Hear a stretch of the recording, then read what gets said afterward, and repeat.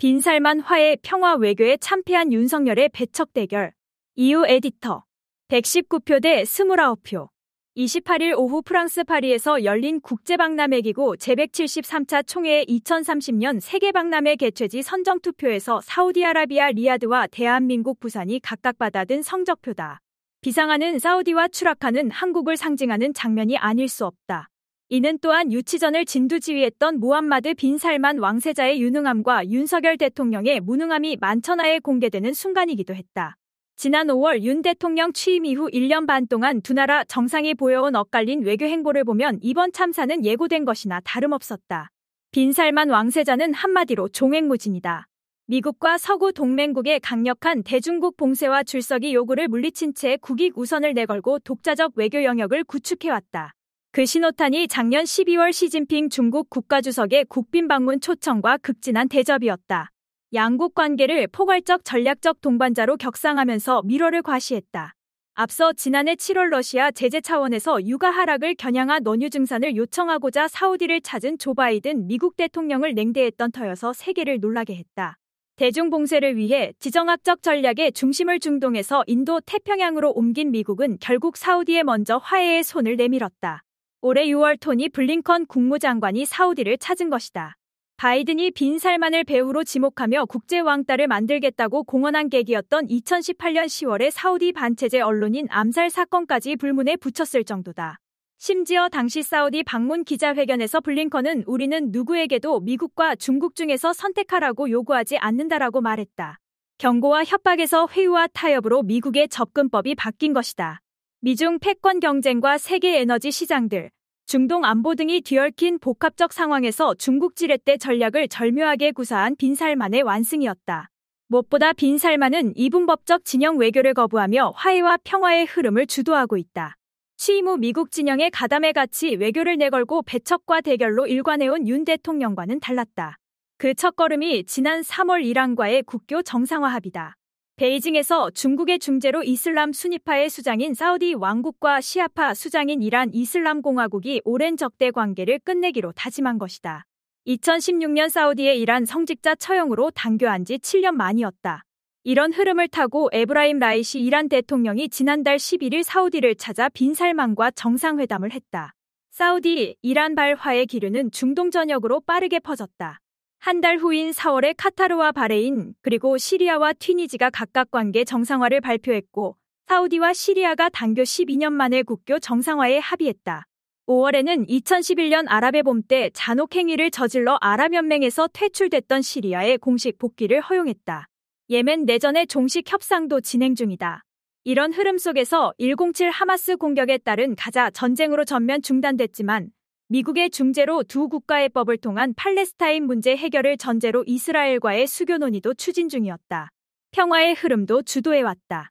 우크라이나 국제평화회의와 팔레스타인 문제 논의를 위한 아랍-이슬람 합동특별 정상회의가 대표적 사례다. 사우디가 현재 가장 절박한 두 가지 글로벌 현안인 러시아, 우크라 전쟁과 이스라엘, 팔레스타인 전쟁의 종식 및 평화적 해결 방안을 찾는 일에 앞장선 것이다. 미국과 사우디가 공동 주관한 8월의 우크라 국제평화회의엔 요청국인 우크라이나는 물론 한국과 미국, 유럽연합, 중국, 인도, 브라질, 남아프리카 공화국 등을 포함해 약 40개국이 참가했다. 전쟁의 또 다른 당사자인 러시아를 초청하지 않아 구체적 성과 없이 반쪽짜리가 됐지만 국제무대에서 빈 살만의 위상을 보여주기엔 충분했다. 특히 6월 덴마크 코펜하겐에서 열린 1차 비공개 회의엔 불참했던 중국은 사우디 주관 회의에는 참여함으로써 빈 살만에게 힘을 실어주었다. 11월의 아랍-이슬람 합동특별 정상회의도 대규모 행사였다. 라이시 이란, 레제프 타이이프 에르도안 튀르키예, 압델 파타 엘시시 이집트 대통령과 압둘라 2세 요르단 국왕, 마무드 아바스 팔레스타인 자치정부 수반을 비롯한 아랍연맹 소속 22개국과 이슬람협력기구 회원국 등 57개국 정상이 참석했다. 회의에선 가자 전쟁과 팔레스타인 문제에 대한 57개국의 공통된 입장을 모아 결의문을 발표했다. 아랍 이슬람권 이슈에서 팔레스타인 문제가 중심이며 이 문제를 풀어야 중동 지역의 평화가 가능하며 그러려면 이스라엘의 점령 종식과 팔레스타인 국가 수립이 이뤄져야 하며 그 투쟁 과정에서 팔레스타인 곁에 서겠다는 내용이다. 당연히 이견들이 있지만 아랍 이슬람권이 단합해 한 목소리를 낸 건 거의 전례가 없는 일이었다. 이 자리에서 빈 살만은 팔레스타인 주민에게 저지른 범죄의 책임은 점령 당국에 있다며 가자 군사작전의 즉각 중지와 모든 포로와 인질 석방을 촉구해 미국과 이스라엘을 압박했다.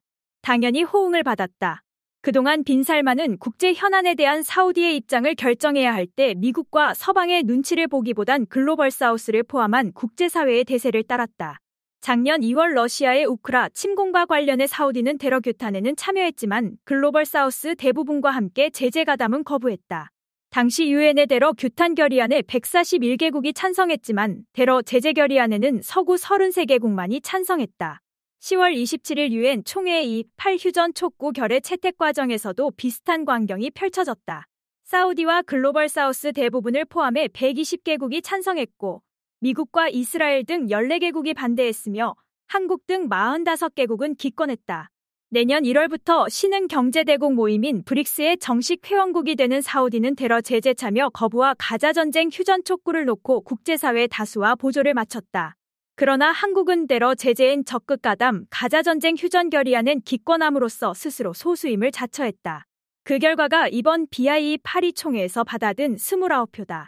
국제 질서가 지역 강국들 중심으로 빠르게 다극화하면서 전통적으로 국제 질서를 주도했던 미국과 서방 진영이 상대적으로 고립되는 가운데 눈 감고 미국만을 좇은 윤 정부가 치른 대가가 아닐 수 없다. 취임 직후부터 가치와 이념에 경도된 미일 추종 외교에 올인한 나머지 글로벌 사우스에 큰 영향력을 지닌 중국과 러시아를 배척하고 대결하는 정책을 편대에 따른 자연스러운 귀결이다. 글로벌 중추국가는커녕 변방국가로 전락한 모양새가 됐다. 윤 대통령은 29일 파리 참사와 관련해 국민께 드리는 말씀을 발표하고 모든 것은 전부 저희 부족이라고 말했다. 그것도 틀린 말은 아니지만 근본적으로 국제사회의 다극화 흐름에 역행하는 이분법적인 가치 외교 기조를 전면적으로 바꾸지 않는 한같은 일이 반복될 공산이 크다.